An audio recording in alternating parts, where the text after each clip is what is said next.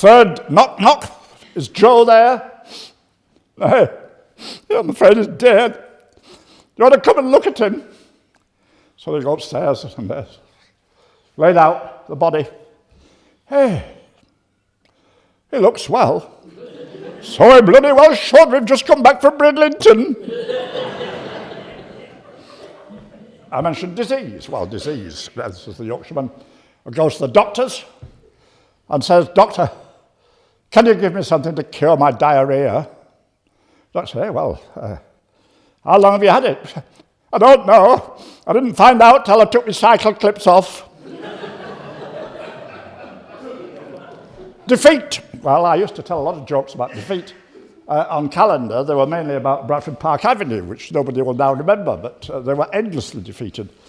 And there's all the classic jokes. Bradford Park Avenue, the manager rang up Don Revie when he was at Leeds and said, look, can you give us some training tips, Don? We keep losing games and I want my team to win. What do you do to train Leeds United? And Don said, well, look, tell you what you do. You put 11 dustbins arranged around the field, and then you play against the dustbins. You dribble the ball around them, and you develop the tactics for winning. And Don Revie rang back 2 weeks later and said, well, how do you get on with dustbins? Manager said, hey, we're terrible. Dustbins won 2-0. Or the other one. 2 kids were found climbing over the wall at Bradford Park Avenue. What happened to them? Oh, well, they sent them back and made them watch match. Well, I used to tell these jokes on television. I stopped when Bradford Park Avenue fans started sending around the fire brigade. I was lying in bed 1 o'clock in the morning one night in Shipley, and banging on the door, there was a fireman bashing the door down with an axe. Being told there was a fire. I'd been stark naked in bed. They wouldn't go away till they'd inspected the whole house and me to see that there was a fire. So I stopped telling jokes about Bradford Park Avenue, and I began to tell jokes about cricket, defeats at cricket. Famous one, playing Lancashire, over at Old Trafford Park, and there's a Yorkshireman sat next to a Lancastrian, because Yorkshire's the land of hills and moors, and Lancashire is the land of mills and whores, as you know, and they exchange these kind of pleasantries with each other. And eventually they get so offended, the Lancastrian says to Yorkshireman, he said, look, I want to stay and watch match. You go home and you can have my lunch. My wife will give you lunch she's prepared for me. So Yorkshireman trots off, leaving Lancastrian alone, and comes back in a hurry, all dirty and mucky and stained. And he said, look, terrible news. He said, we're having sandwiches and house caught fire, your house is burnt down. And the Lancastrian said, well, I've got some bad news for you, boycott's out.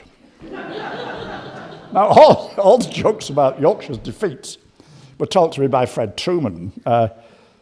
This was after Fred had left the county, been booted out. They made him contribute to his own collection, which was quite a Yorkshire achievement, when his own leaving present. He had to contribute to it himself. So Fred was a bit upset about Yorkshire, and he started telling jokes about Yorkshire defeat. And it was Fred, actually, that got me interested in Yorkshire humour, because he was a master of jokes. The first, you remember, you probably won't, when he left cricket, he decided to become a nightclub comedian, a stand-up comedian, and go around the clubs like the Fiesta Club in Sheffield and all the others, telling jokes. So we invited him on calendar, and Donald Baverstock, the programme director, had the misfortune to go to one of Fred's evenings and hear the jokes. It was a string of filthy jokes. So he tried to cancel the invitation to Fred. Couldn't cancel it. Fred said, no, I'm coming. So he said to me, I'm the interviewer, he said, don't on any account allow Fred to tell any of his jokes. So I interviewed Fred, we chatted away, how's he doing, what's life like? And Fred sort of solidly said nothing, and I ran out of questions. And eventually, with about 3 minutes to go, he said, look, I'll tell you one of my jokes. I said, no, it's all right, Fred, you keep them for the night. No, I said, I'm going to tell a joke. And he said, why this Bradford council bricking up the bottom of all the gentlemen's lavatories. At this point, the credits whistled up the screen. The programme ended 2 minutes early. The end of Fred's joke was never heard by the great Yorkshire audience sitting at home waiting for its tea. The end of the joke was they were bricking up the bottom of the lavatories to stop limbo dancers getting in free. Well, we told Donald Baverstock this, and he said, oh, well, perhaps he's learned his lesson. He can tell a joke next time he comes on. So, again, I'm the interviewer. Fred says, I'll tell you a joke. I say, oh, yeah, yes, go on. Tell us a joke, Fred.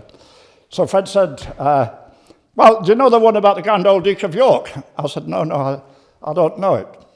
He said, you know, the one that had 10,000 men. I said, oh, yeah. He said, well, the case comes up next Tuesday. Dialect jokes.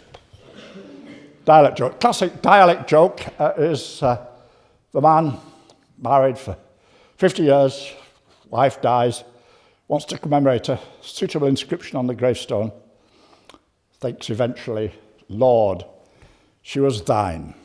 So gets this message to the stonemason. Along comes the stone, unveiled, and it says, Lord, she was thin. You dorsey bugger, he says in his generous Yorkshire way, you dorsey bugger. You've missed bloody E. Cart the stone away, carve it again, comes back, unveiled a second time, and it says, E, Lord, she was thin. We also have, developed more recently, jokes about race relations. Race relations, big crowd, kids fighting to get on the school bus, get home, and it becomes a racial fight, terrible racial fight. People shouting insults, racial insults at each other. Eventually along comes a saintly master, grey hair, grey beard, looking like a saint. Children, stop this fighting. Stop. You're all one in God's eyes. And eventually this had its effect, and the kids stopped fighting, began to look a bit ashamed and shuffle their feet, and he said, what I want you to do, don't think of yourselves as brown or black or white. Think of yourselves as all green.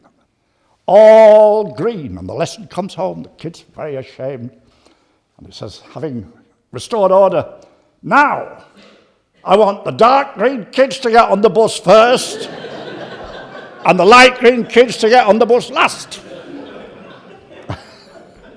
Or another one.